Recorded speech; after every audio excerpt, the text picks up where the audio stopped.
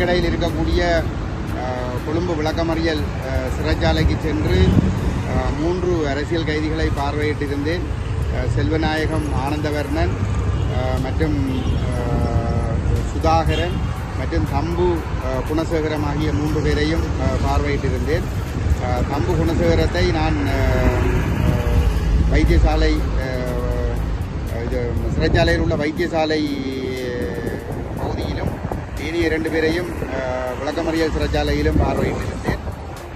ஆனந்தவர்ணன் மிகவும் மோசமாக பலவீனமடைந்திருக்கின்றார். அவர் தொடர்ந்தும் அந்த உண்ணாவிரதத்தில் உணவு தவிர்ப்பில் ஈடுபட்டு கொண்டு வருகின்ற காரணத்தினாலே மோசமாக பலவீனப்பட்டு இன்று என்னை பார்க்க வருகின்ற பொழுது நடக்க முடியாமல் தள்ளாடியே அவர் வந்திருந்தார். அந்த நிலைமையிலே நான் அவரிடம் கேட்டுக்கொண்டேன், அரசு கண்டுகொள்வதாக இல்லாத நிலைமையில் உண்ணாவிரதம் இருந்து மேலும் உடல்நிலை ஆபத்தாக மாறுவதை விட உண்ணாவிரதத்தை நிறுத்துங்கள், தொடர்ந்து சட்டத்தரணிகள் ஊடாக அவர்களுடைய விடுதலை சம்பந்தமாக எங்களால் முயன்ற அழுத்தங்களை அல்லது அதற்குரிய முயற்சிகளை செய்ய முடியும் என்று கேட்டுக்கொண்டதற்கிணங்க அவர் இன்று அந்த உணவு தவிர்ப்பை கைவிடுவதற்கு இணங்கியிருக்கின்றார். அவர் உடனடியாக அவர் தன்னை விடுதலை செய்வதற்கு நடவடிக்கை எடுக்க வேண்டும் என்பதனையும் மற்றும் மகஜீன் சிறைச்சாலையில் உள்ள விடுதலை புலிகள் இயக்க சந்தேகன் அவர்களோடு தன்னை மாற்றுவதற்குரிய நடவடிக்கைகள் எடுக்க வேண்டும் என்பதனையும் அவர் கேட்டிருக்கின்றார். ஆனால் இது தொடர்பாக அந்த நடவடிக்கைகள் எடுக்கப்படவில்லை.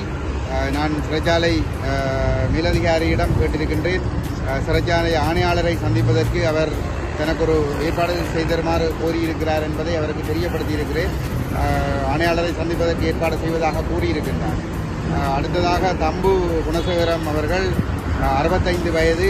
அவர் கடந்த டிசம்பர் மாதம் கைது செய்யப்பட்டு அடுத்த வழக்கு தேதி என்னவென்று தெரியாமலே அவர் நோடேட் அடிக்கப்பட்டு அங்கே தடுத்து வைக்கப்பட்டிருக்கின்றார்.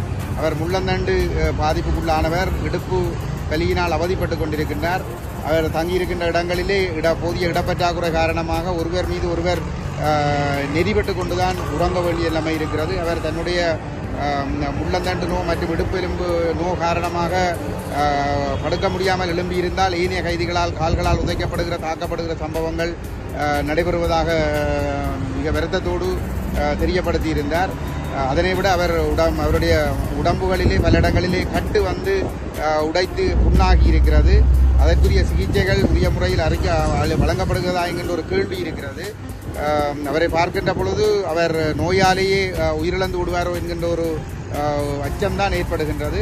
அவர் தனக்கு ஏற்படுகின்ற அந்த வருத்தங்களுக்காக அடிக்கடி சிறைச்சாலையில் மருந்து கொடுக்கின்ற பகுதிக்கு செல்லுகின்ற பொழுது கடந்த 7ஆம் தேதி ஒரு சிறைச்சாலை உத்தியோகத்தர் ஒருவரால் தாக்கப்பட்டிருக்கிறார், தடியால் தாக்கப்பட்டிருக்கின்றார். 2வது நாளும் மருந்தெடுக்க சென்ற பொழுது அவர் தாக்கம் உட்பட்ட பொழுது அவர் மருந்தெடுக்காமலே சென்றிருக்கின்றார். நீ என்ன அடிக்கடி இங்கே வருகிறாய், மருந்தெடுக்க வருகிறாய் என்று கேட்டுதான் தாக்கப்பட்டிருக்கிறார். இது தொடர்பாக ஒரு விசாரணை நடத்தப்பட வேண்டும். அதே போன்று சுதாகரன் அவர்களும் நீண்ட காலமாக தன்னுடைய குடும்பத்தினரை பார்க்கவில்லை. ஏழ்மை காரணமாக குடும்பத்தினர் தன்னை வந்து பார்க்க முடியாத நிலையில் இருப்பதாகவும் தன்னை திருவண்ணாமலைக்கு அழைத்து சென்று குடும்பத்தினரை பார்ப்பதற்குரிய ஏற்பாடுகள் செய்யுமாறு தான் கோரியிருப்பதாகவும் ஆனால் அதற்காக காத்துக் கொண்டிருப்பதாகவும் தெரிவித்திருக்கின்றார்.